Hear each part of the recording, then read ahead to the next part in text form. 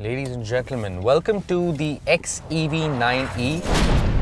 In the last 10 years, Mahindra has gone from making a tiny electric car with about as much horsepower as a shopping cart and about as much range as 1.5 average office commutes to making this.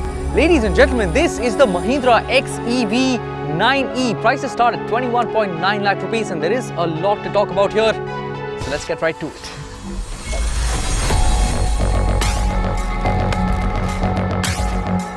It's a fairly big SUV, it's bigger than the XUV 700, but it doesn't feel big at all. Firstly, the driving position is pretty high. Some of you might like that, I personally don't.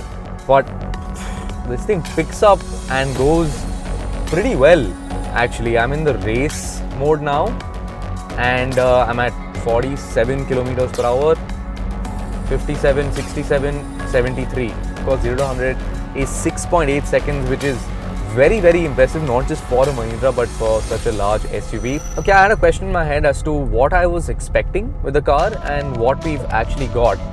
Now, what I expected was to feel like I was driving the future, at least the future for Mahindra and a future for an Indian car, and it definitely feels like that. The speakers, by the way, the speakers are incredible. 16 speaker Harman Kardon sound system. Even at full volume there's almost no distortion or fatta nahi hai gana. The only thing I would change is that the brakes are a little too sensitive at low speed, so it gets a bit jerky to drive in stop start traffic. So as soon as you touch the pedal, like there's a lot of bite, and that can get a bit annoying. It could be that these brakes are fresh, the car's only done 180 kilometers. On the road, first impressions are very positive, performance is good, ride quality is nice, the ADAS system works well, fairly quiet inside the cabin, everything works well, no glitches on the screen. Apple CarPlay is working right out of the factory, which is, hey, who expected that, right?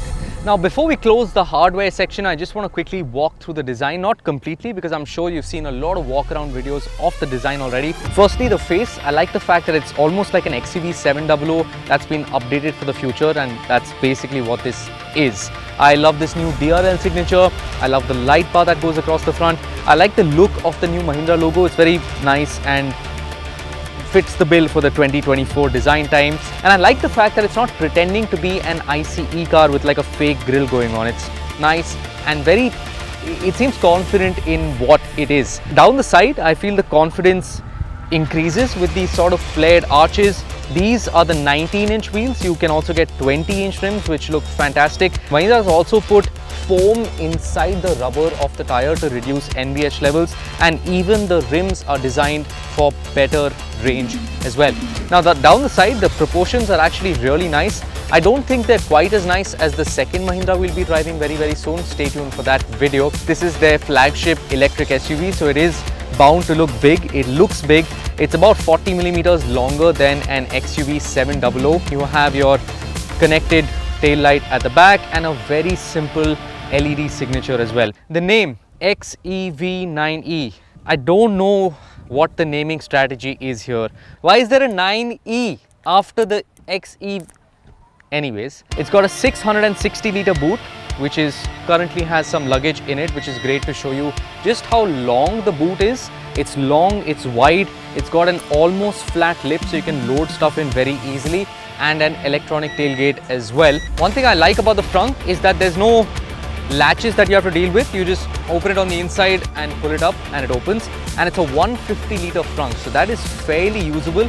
One thing I haven't been able to figure out is how to shut it until I did it just now.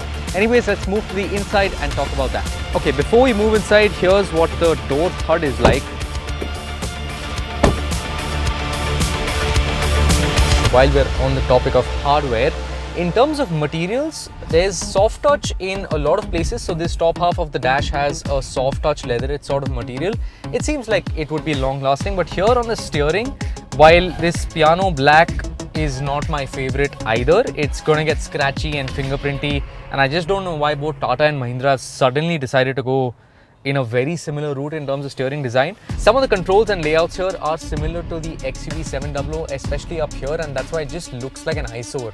In a cabin that has a triple screen layout, this panel here with these white lights and like a weird like plasticky situation does not feel as great. There is a new gear selector which actually looks really cool. It's got a double stitch leather thing going on. I would have preferred if there was a button to press to slot it into drive. Right now what happens is if the car is into park and you push it back, instead of going into drive, it goes into neutral, which is the fail safe, and then you press it back again for drive. So it's a double tap back for drive. I would have thought it's just much cleaner to put a button and then have a single push back to go into drive. So this panel here, you can shut it, and when you open it, you have two Type-C ports and a wireless charger here, which is really nice. But yes, that was a quick, not so quick look at the front of the car. We'll quickly hop into the rear seat. Okay, welcome to the rear seat of the XEV 9e. As you can see, I have plenty of space. I'm 5 foot 11 inches. The driver's seat is adjusted to my driving position. I have about 3 to 4 inches of knee room.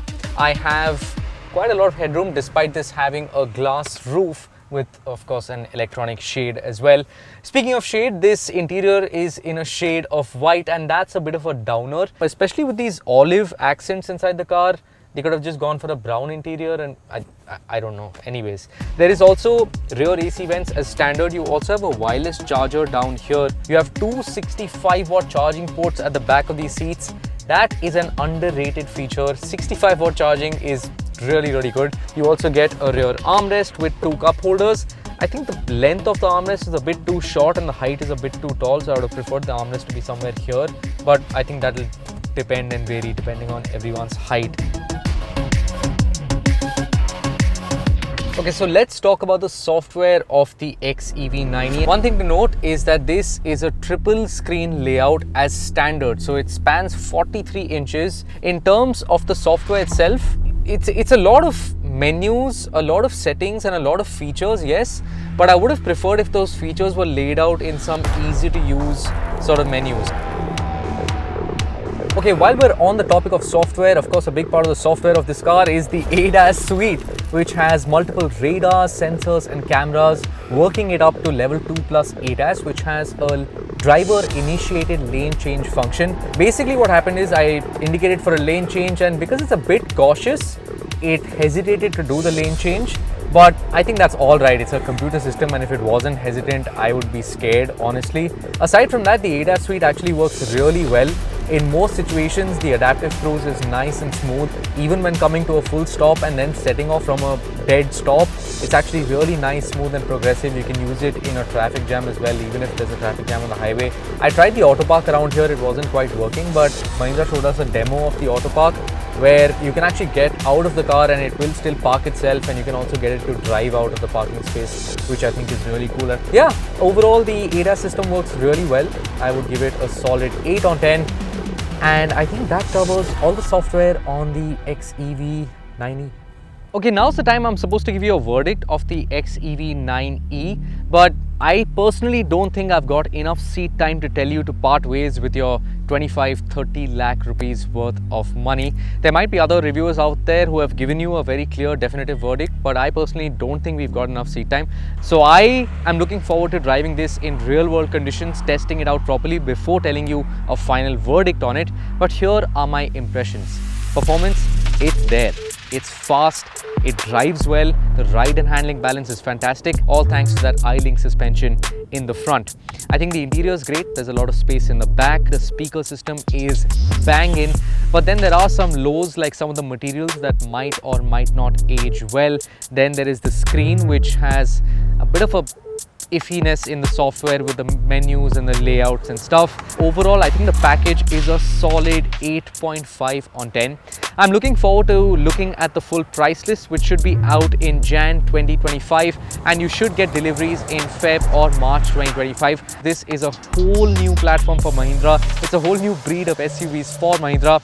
I'm all excited for them, and mostly I'm excited to drive them even more.